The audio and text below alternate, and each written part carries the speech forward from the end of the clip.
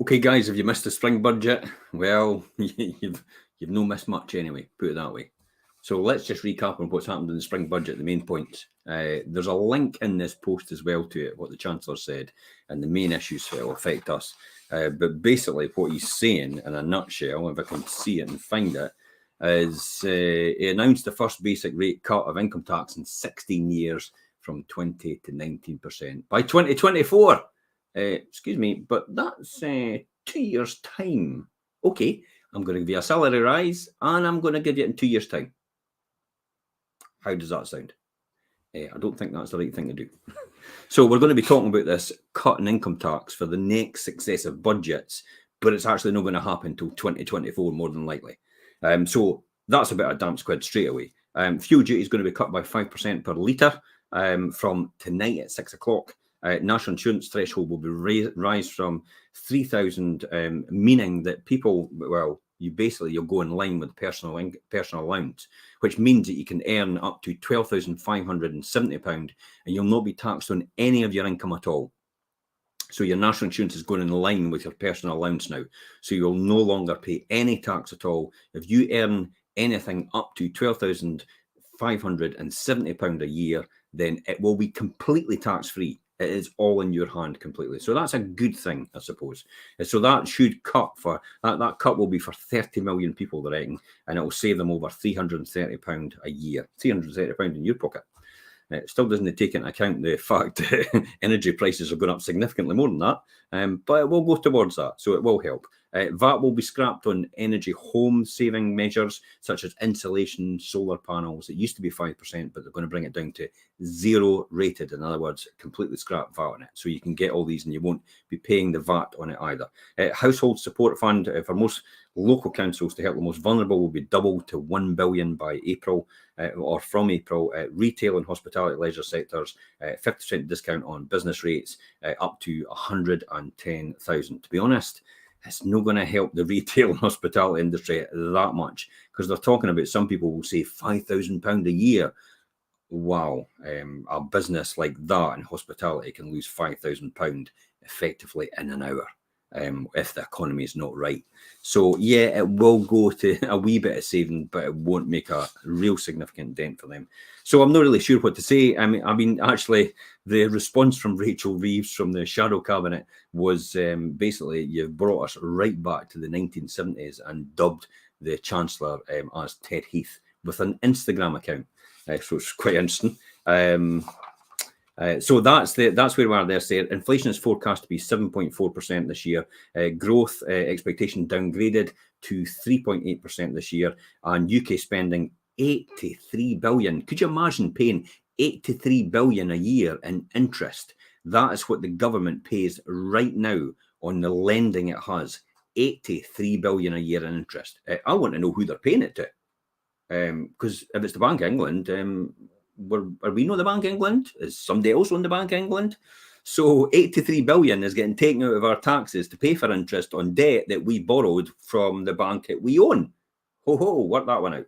Not really sure. If anybody can give an answer to that, how that is possible, or how we're paying money to ourselves, but owe money to ourselves as well. Complicated question, but they obviously make it very complicated, so it confuses you as a member of the public. So you just go, yeah, I think they're doing the right thing. So how does that all pan out? Well, I've got the house price index as well for Rightmove. So Rightmove brought out their house price index yesterday as well. Another new record price for average house prices coming to the market. It's jumped 1.7%, £5,760 in the month. To an average price point right throughout the UK of £354,564, breaking through the 350,000 mark for the first time ever for house prices.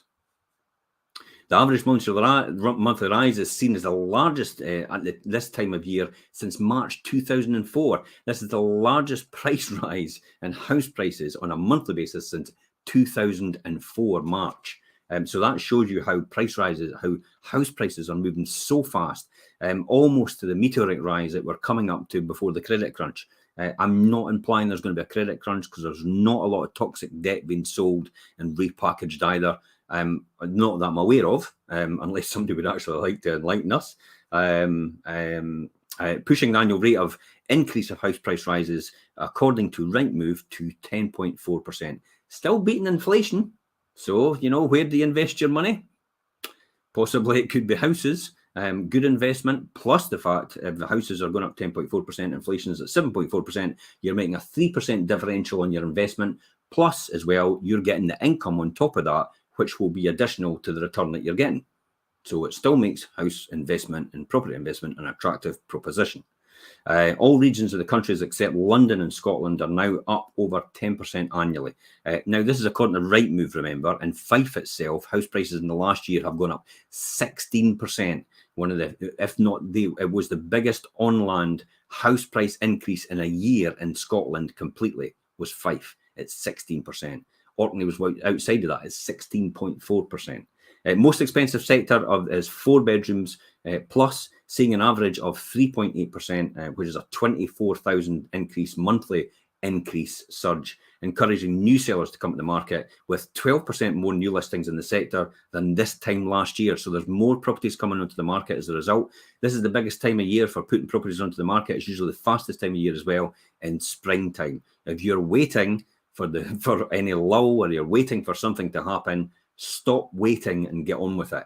You really need to move. You do not want to be in a position where you're left and you're pushed by your circumstances rather than pulled by your dreams. If you see the house of your dreams right now, you better go for it. That's and better make sure you're in a position to do that, because it'll just pass you by and then you've missed it. But then you get to the point where you've got baby number 2 on the way, baby number 3 on the way, or you're downsizing, you're upsizing, your energy bills are too high, and therefore you've got yourself in a position where you've got to move now, because it is your circumstances which dictate it, and it can't change because it is now critical. That's when you don't want to sell your house, because you're in a position where you might have to accept an offer at the buyer. You might have to accept an offer you can't refuse. And the buyer might be in the position to make the offer that they are actually making. And so it could be on the buyer's foot rather than your foot, is the best scenario for the buyer. So you don't want to be pushed by your circumstances. Remember, you want to be pulled by your dreams. So you make the decision, you control it, and you're in charge of what you do. For those looking to move, this is the best ever spring sellers market. Not because of the record price levels. We're entering a spring selling season which sees the biggest mismatch between supply and demand. This is according to Rightmove, and I could see that as well in the weekly updates that we do right across Fife and across Scotland and across the UK, because I keep an eye on that as well. And demand for this time of year was year ever measured by Rightmove is more than twice as many buyers as sellers. So this is the first time Rightmove has actually measured this, where it's actually twice more buyers than there is sellers. So there's basically a huge more amount of property actually out there, and in terms of people actually chasing it as well. So this is the biggest time. So you thought last year was a boom market for sellers. This year is going to be a boom market as well. I don't know how this is going to affect in terms of the economy, in terms of inflation. That we are going to be talking, Perry and ourselves, about inflation tomorrow at 10:30 on this very channel. So tune in at that time, 10:30. We're going to be talking about inflation and how that's affecting the property market, the rising inflation, the war in Ukraine, all these different things, and how that will affect things. So just to recap as well, chance of the buyer of finding a buyer in the first week is its highest ever for putting your property on the market, and twice as likely compared to the same period in 2019. That was before the pandemic. Too early to know how the market will be affected by long-term economic impact of the devastation in the war in Ukraine. Rightmove initially saw a slightly lower buyer demand, but this has now stabilised. This is because obviously people are now realising there's a lack of supply in the market.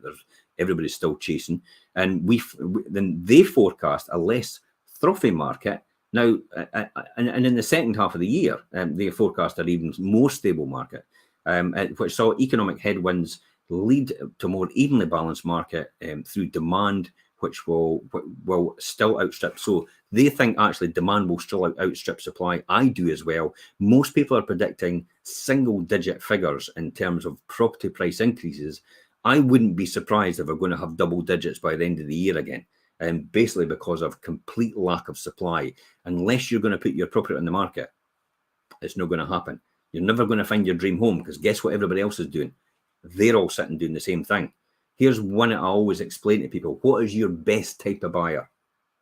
Let's look at 4 tiers. Your best type of buyer is probably in tier 1, and that is a cash buyer. That's a person ready to move. They're maybe in rented accommodation, they've got the cash ready, or they're a first-time buyer, they've got the cash ready, they're ready to move. That's the type of buyer you want, because they can agree to anything you want. They're living somewhere else already, and they've got flexibility of entry date as well. So tier 1 is your best type of buyer. Tier 2 is the next one, is somebody that's actually got an offer accepted on their house. So, or a mortgage in place. So maybe a mortgage in place just now, they're ready to go. So that's probably the next type of buyer. So that's tier 2, along with somebody that's got an offer in their house. It's sold, it's concluded, it's ready to go. So that will go through anyway. Tier 3 is possibly the next buyer down. It's somebody that's actually got their house in the market. They do not have an offer yet. And the next down buyer is tier 4. This is someone that's not got their property on the market. So tier 4 is probably somebody that's not got their house on the market at all. So they're not ready to go. They've not got their house in the market. So your best buyer is tier 1. Your worst buyer is tier 4. So why are you in tier 4 right now? And how attractive are you if you're looking for your house? Because that's where you are right now, possibly, some people out there. It's amazing how many people say, I'm not going to put my house on the market until I find my next house. But if you look at it that way, if you're telling me that tier 1 is your best type of buyer, then everybody else is going to look at you in tier 4, because you've not got your house in the market, and think you're the most unattractive buyer. They'll obviously be looking for tier 1. So unless you put yourself in a position to proceed, you will not get any further forward. You will not get the house of your dreams. We had someone yesterday, actually, we put a 1-bedroom in Cooper on. It was immediately away, within straight away. Somebody else put an offer in it, and they actually lowballed it. They never got it because they lowballed it, even though they were told not to lowball it for advice. And then another person came probably about 3 hours later and said, oh, can I view that property? And I thought, you're too late. You missed it on the pre-portal. And this is a person that follows our Facebook channels as well. So they missed it on the pre-portal, and then they waited for it to come on the website, and then they said they wanted to go and look at it. It's like you missed it completely. And this person was actually in a position to actually proceed as a tier 1 buyer. But they waited far too long, and they missed out on this property. And they keep asking themselves, how do I keep missing out on this property? I think the answer is straight in front of you there. So you need to, if you're out there and you're looking for property and you want property, you need to follow our Facebook pages. You need to subscribe to our YouTube channel. Subscribe to our YouTube channel, because our properties will go on there. The videos will go on there before they go on the website. So if you subscribe to our Fife Properties YouTube channel, you will get an instant notification that it's actually been uploaded onto there. So it will at least give you advance notice that we're actually about to go live on a website with that type of property. So if you don't see it on the Facebook page because you're following it, and you maybe don't see it for lack of, just something happened and you never saw it, or you were too busy and you didn't get round to it, then at least you'll see the notification when it goes on our YouTube channel, because you'll be subscribed on there as well. The last thing you want is to wait on Rightmove updating you a property has come onto the market, because you've probably lost it by that time. You've got no chance. You're not even in a position to do anything at all. So please make sure, follow our Facebook pages, subscribe to our YouTube channel, and make sure you jump in and make sure you're in a position to proceed as well. Watch out for tomorrow, 10:30 live on these channels. Perry and I are going to be talking about inflation and the war in Ukraine, how that's going to affect your property prices and the property market in general, and the economy overall. Goodbye for now, and goodbye from the Fife Property Show.